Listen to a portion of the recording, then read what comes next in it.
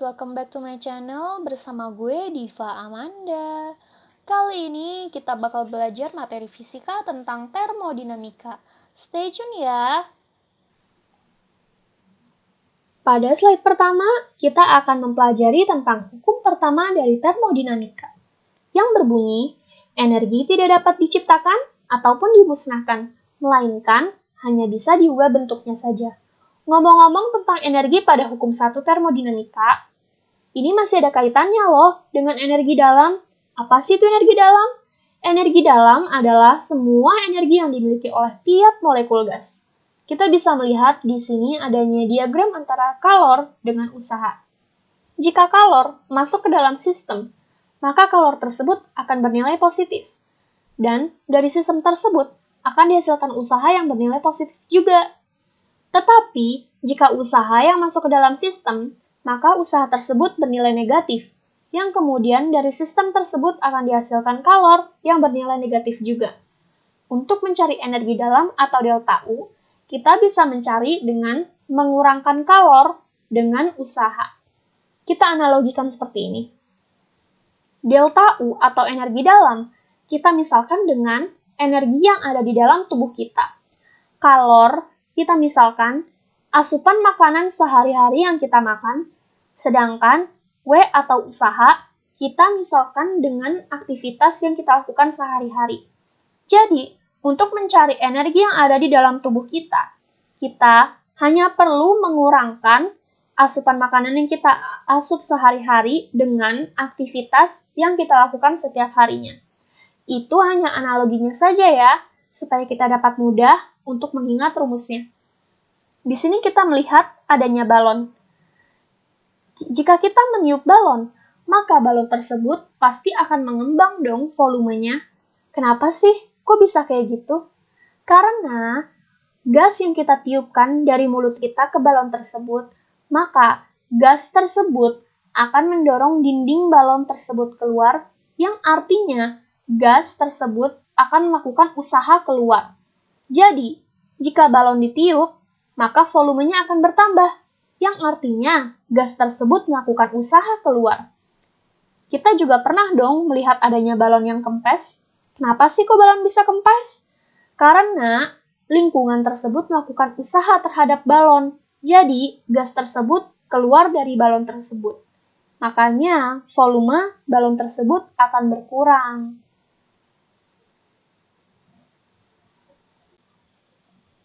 Energi dalam terbagi menjadi dua, yaitu energi kinetik dan energi potensial. Energi kinetik sangat berhubungan sekali dengan pergerakan, perputaran, dan vibrasi atau getar dari molekul-molekul. Sementara energi potensial berhubungan dengan gaya tarik-menarik antar molekul.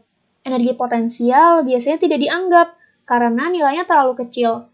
Energi kinetik di dalam energi dalam terbagi menjadi dua, yaitu monoatomik atau atom yang terdiri dari satu atom, dan diatomik, yaitu molekul yang terdiri dari dua atom. Monoatomik sebesar 3/2 NKT, dan diatomik sebesar 5/2 NKT. N adalah jumlah molekul, K adalah tetapan, dan T adalah suhunya. Diketahui, N dan K itu nilainya tetap, sementara T nilainya tergantung. Jadi, untuk mengetahui besarnya energi kinetik, itu sangat tergantung juga dengan besarnya atau rendahnya dari suhu yang diketahui. Jika kita ingin mengetahui besarnya usaha yang dilakukan oleh sistem, maka kita bisa mencarinya dengan mengalihkan antara P atau tekanan dikalikan dengan delta V atau selisih dari volume. Di sini ada grafik PV yang bisa kita lihat dari kiri ke kanan. Jika kita melihat grafik PV dari kiri, maka kita bisa melihat adanya selisih antara V2 dikurangi oleh V1, di mana selisih dari V tersebut adalah delta V. Jika ada delta V, maka W tersebut memiliki nilai. Jadi, W tersebut tidak 0. Jika kita melihat grafik PV pada tengah, maka kita hanya melihat adanya delta P saja. Tetapi kita tidak bisa melihat adanya delta V, di mana delta V tersebut sama dengan 0. Jika delta V sama dengan 0, maka W juga sama dengan 0, yang berarti W tersebut tidak ada. Jika kita melihat grafik PV yang paling kanan, maka untuk mencari usaha tersebut, kita bisa menghitungnya dari luas daerah tersebut. Grafik PV ini menggambarkan usaha pada proses siklus. Pada grafik ini, gue mengarsir dengan banyak warna. Warna merah hanya untuk mengarsir pada bagian persegi panjang saja. Sementara yang warna kuning untuk mengarsir yang bagian persegi panjang dengan yang bagian segitiga juga. Sementara yang warna biru telur asin untuk mengarsir yang bagian segitiganya saja. Jika kita melihat anak panah yang warna kuning yang ada di nomor 2, anak panah tersebut menuju dari V yang kecil ke V yang besar. Berarti delta V sama dengan V sesudah dikurangi dengan V sebelum, di mana V sesudah tersebut nilainya lebih besar daripada V sebelumnya. Berarti delta V bernilai positif. Ingat ya pada rumus, W sama dengan P dikali delta V. Jika delta V-nya positif, maka W-nya juga akan bernilai positif. Tetapi jika kita lihat anak panah yang di nomor 3 yang gue arsir warna merah, anak panah tersebut menuju dari V yang besar ke V yang kecil, di mana delta V sama dengan V sesudah dikurangi dengan V sebelum. V sesudahnya bernilai lebih kecil dibandingkan dengan V sebelumnya. Berarti delta V-nya bernilai negatif. Jika delta V bernilai negatif, maka W-nya juga akan bernilai negatif.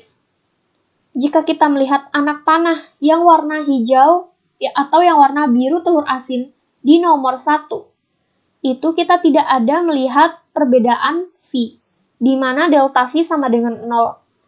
Jika delta V sama dengan 0, maka W juga akan sama dengan 0. W pada keseluruhan grafik ini bernilai positif. Kenapa? Kita mengacu lagi pada arsiran yang warna kuning, di mana arsiran tersebut W-nya bernilai positif dan arsiran warna kuning tersebut mendominasi grafik tersebut. Berarti W yang lebih besar daripada 0, luasnya itu lebih besar daripada luas daerah W yang kurang dari 0. Lalu, kita menuju pada proses termodinamika gas. Yang pertama, ada isobarik. Iso berarti sama, dan bar kurang lebih berarti tekanan. Mengingat adanya barometer, yaitu alat untuk mengukur tekanan udara. Isobarik. Bar berarti tekanan, berarti tekanannya bernilai sama. Kita mengetahui rumus umum yang biasanya dipakai, yaitu PV sama dengan nRT, di mana P sama dengan tekanan, V adalah volume, N adalah jumlah molekul, R adalah tetapan, dan T adalah suhunya. Karena P-nya bernilai tetap, maka bisa digunakan rumus W sama dengan P dikali delta V.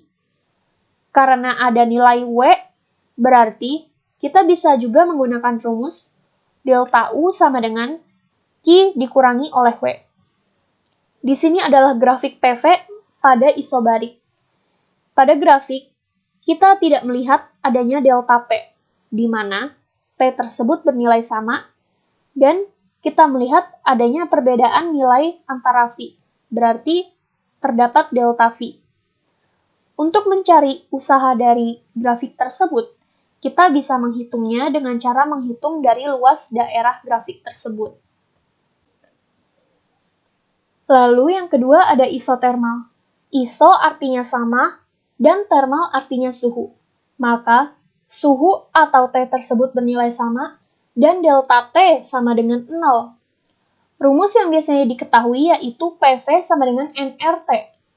Karena T-nya bernilai sama, maka N, R, T kita anggap dulu nilainya 1. Maka V-nya kita pindahkan dulu ke sebelah kanan, maka terjadilah persamaan P sama dengan 1 per V, alias P berbanding terbalik dengan V.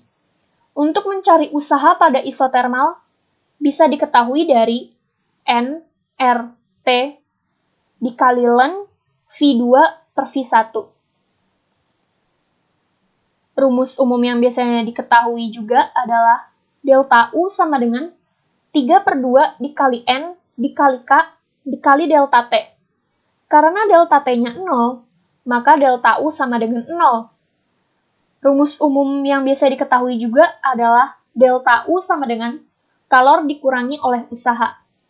Karena delta U-nya sama dengan 0, kita akan memindahkan Q ke sebelah kanan. Maka, ditemukanlah persamaan bahwa kalor memiliki nilai yang sama dengan usaha. Di sini ada grafik PV isotermal, di mana kita bisa melihat adanya delta V, dan PV sama dengan konstan. Yang ketiga ada isohorik, yang berarti volumenya bernilai sama, atau delta V sama dengan 0. Kita mengetahui rumus umum untuk mencari usaha yaitu tekanan dikalikan dengan delta V. Jika delta V-nya sama dengan 0, maka usahanya juga 0. Lalu rumus umum yang kita ketahui untuk mencari energi dalam yaitu kalor dikurangi dengan usaha. Karena usahanya 0, maka kita mendapatkan persamaan bahwa energi dalam nilainya akan sama dengan kalor. Lalu rumus umum yang biasa kita ketahui adalah PV sama dengan nRT. Karena V-nya bernilai sama, maka V-nya kita abaikan terlebih dahulu. Dan karena NR-nya bernilai tetap, maka NR-nya kita abaikan dulu. Lalu didapatkanlah persamaan bahwa P berbanding lurus dengan T, atau tekanan berbanding lurus dengan suhunya. Lalu di sebelah kanan kita melihat adanya grafik PV isohorik, di mana tidak ada perbedaan nilai V alias delta V sama dengan 0, tetapi kita bisa melihat adanya perbedaan nilai P alias ada delta P. Lalu selanjutnya yang keempat adalah adiabatik, di mana selama proses Q tidak keluar masuk. Rumus umum yang kita ketahui yaitu delta U sama dengan kalor dikurangi dengan usaha. Karena kalornya tidak ada, berarti delta U sama dengan negatif W. Berarti nilai dari delta U itu lebih kecil daripada 0.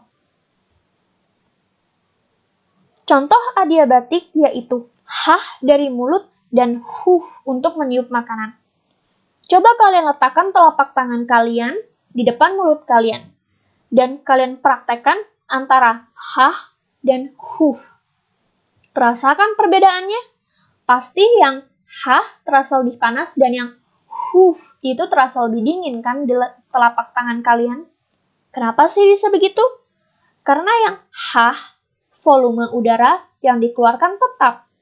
Berarti delta V-nya sama dengan 0. Ingat ya, pada rumus W sama dengan P dikali delta V. Kalau delta V-nya 0, berarti W-nya juga bernilai 0. Berarti delta U akan bernilai sama dengan Q. Coba kalau yang huh pada meniup makanan.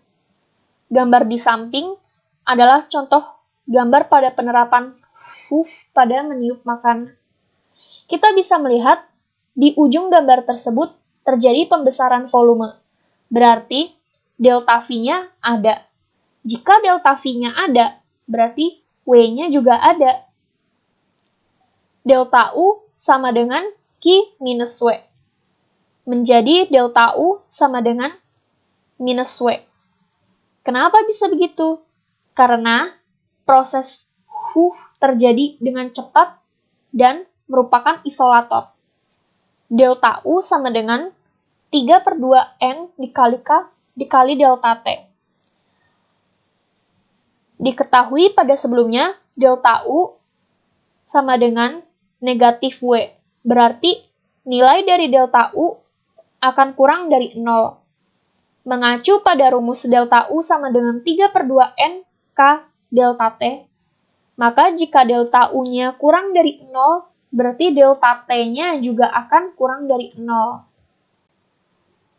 Selanjutnya, kita menuju hukum kedua dari termodinamika yang dinyatakan dalam yang pertama oleh Kelvin Planck, bahwa tidak mungkin membuat suatu mesin yang bekerja dalam suatu siklus menerima kalor dari reservoir dan mengubah kalor tersebut seluruhnya menjadi usaha. Yang kedua oleh Clausius bahwa tidak mungkin membuat suatu mesin yang bekerja dalam suatu siklus mengambil kalor dari reservoir bersuhu rendah dan memberikannya ke reservoir suhu tinggi tanpa memerlukan usaha dari luar. Contoh penerapan dari ide dari Kelvin Planck yaitu mesin kalor. Sedangkan contoh penerapan dari gagasan oleh Clausius yaitu mesin pendingin. Ini adalah contoh penerapan dari Kelvin Planck, yaitu yang pertama adalah mesin kalor. Mesin kalor mengubah kalor menjadi energi mekanik. Contoh mesin kalor yaitu mesin Carnot, mesin uap, mesin kendaraan bermotor yang terdiri dari mesin diesel dan mesin Otto. Kalor atau Q, yang satuannya adalah Joule, tidak bisa diubah seluruhnya menjadi usaha. Jika kita lihat pada gambar di samping, kalor memang tidak bisa seluruhnya diubah menjadi usaha, karena kalor akan diteruskan lagi untuk menjadi kalor. Kalor mengalir dari tempat yang bersuhu tinggi atau T1 mengalir ke suhu yang rendah atau T2. Entropi atau delta S yaitu besaran dari termodinamika yang menyerupai perubahan setiap keadaan, dari keadaan awal hingga keadaan akhir dari sistem. Semakin tinggi entropi suatu sistem, berarti menunjukkan bahwa sistem semakin tidak teratur dan semakin besar nilai kalor. Di sini ada rumus delta U sama dengan 0. Kenapa delta U sama dengan 0? Jika kita lihat pada gambar tidak ditemukan adanya delta U. Kenapa? Karena kalor akan diteruskan menjadi kalor dan kalor akan diteruskan menjadi usaha. Untuk mencari nilai dari kalor, yaitu kalor 1 atau kalor yang lebih tinggi dikurangi oleh kalor 2 atau kalor yang lebih rendah. Dan untuk mencari nilai dari usaha, yaitu kalor 1 atau kalor yang lebih tinggi dikurangi oleh kalor 2 atau kalor yang lebih rendah. Dari rumus untuk mencari kalor dan rumus untuk mencari usaha, dapat disimpulkan bahwa nilai dari kalor sama dengan nilai dari usaha. Untuk mencari efisiensi, dapat dirumuskan usaha per Q1. Berarti usaha adalah Q1 dikurangi Q2 per Q1. Berarti 1 dikurangi Q2 per Q1. Jika efisiensi ingin dijadikan persen, maka 100% dikali 1 dikurangi Q2 per Q1. Untuk mencari entropi atau delta S, dapat dihitung dengan membagi antara kalor dibagi dengan suhunya. Yang kedua, yaitu ada mesin Carnot, di mana mesin Carnot bekerja secara reversible, berarti bekerja bolak-balik. Pada mesin Carnot, kita wajib mengetahui istilah-istilah berikut. Yang pertama adalah istilah kompresi, di mana suhunya naik, tekanannya juga naik, akan tetapi nilai dari volume tersebut turun. Yang kedua adalah ekspansi. Ekspansi adalah kebalikan dari kompresi. Pada ekspansi, tekanannya turun, suhunya turun, akan tetapi volumenya naik. Jika kita lihat pada siklus mesin Carnot di samping, pada proses nomor 1 ke proses nomor 2, itu terjadi proses ekspansi isotermal. Kenapa proses ekspansi? Karena pada proses 1 ke proses 2, kita bisa mengetahui bahwa tekanannya nilainya turun. Jika tekanannya nilainya turun, maka suhunya juga turun. Tetapi nilai dari volumenya bertambah. Dan dari proses 1 ke proses 2 juga bisa dinamakan pemuaian isotermal dan gas yang melakukan usaha. Dari proses 2 ke proses 3 itu dinamakan pemuaian adiabatik dan gas yang melakukan usaha. Dari proses 3 ke proses 4 adalah kompresi isotermal. Kenapa kompresi? Karena diketahui tekanannya naik. Jika tekanan naik, maka suhunya juga naik. Akan tetapi, nilai dari volume berkurang. Yang bisa disebut juga pada proses 3 dan 4 adalah penyusutan isotermal, di mana usaha dilakukan pada gas. Pada proses 4 ke proses 1 terjadi penyusutan adiabatik, di mana usaha juga dilakukan pada gas. Dari rumusnya ini, kita ketahui bahwa kalor 2 berbanding lurus dengan suhu kedua, dan kalor 1 berbanding lurus dengan suhu 1. Maka, didapatkan persamaan Q2 per Q1 sama dengan T2 per T1. Lalu, untuk mengetahui efisiensi, kita bisa menghitung dari usaha dibagi dengan Q1. Pada slide yang sebelumnya, sudah dijelaskan tentang rumus efisiensi yang ini. Lalu, kita lanjutkan lagi, Q1 dikurangi Q2 per Q1. Lalu didapatkanlah rumus dari efisiensi 1 dikurangi Q2 per Q1. Karena dari rumus yang sebelumnya, Q2 berbanding lurus dengan T2 dan Q1 berbanding lurus dengan T1, maka didapatkan rumus baru, yaitu efisiensi sama dengan 1 dikurangi T2 per T1. Lalu untuk menghitung usaha dari siklus Carnot tersebut, kita bisa mengetahuinya dengan menghitung luasnya. Lalu yang terakhir ada penerapan dari Clausius, yaitu mesin pendingin. Mesin pendingin membuang kalor dari tempat yang dingin ke tempat yang panas dan membutuhkan usaha supaya proses tersebut dapat berjalan. Diketahui, untuk mencari usaha dari mesin pendingin yaitu Q1 dikurangi dengan Q2, di mana Q2 berbanding lurus dengan T2 dan Q1 berbanding lurus dengan T1. Yang didapatkan persamaan Q2 per Q1 sama dengan T2 per T1. Ketidakidealan mesin pendingin dapat dilihat dari koefisien performansi atau koefisien mesin pendingin atau CP sama dengan Q2 per W. CP sama dengan Q2 per Q1 min Q2. Efisiensi sama dengan T2 per T1 dikurangi 1. Oke, study gengs, sampai di sini dulu ya materi dari video hari ini. Makasih banget udah nonton. Jangan lupa like, comment, share, and subscribe. Bye-bye. See you on my next video. Bye.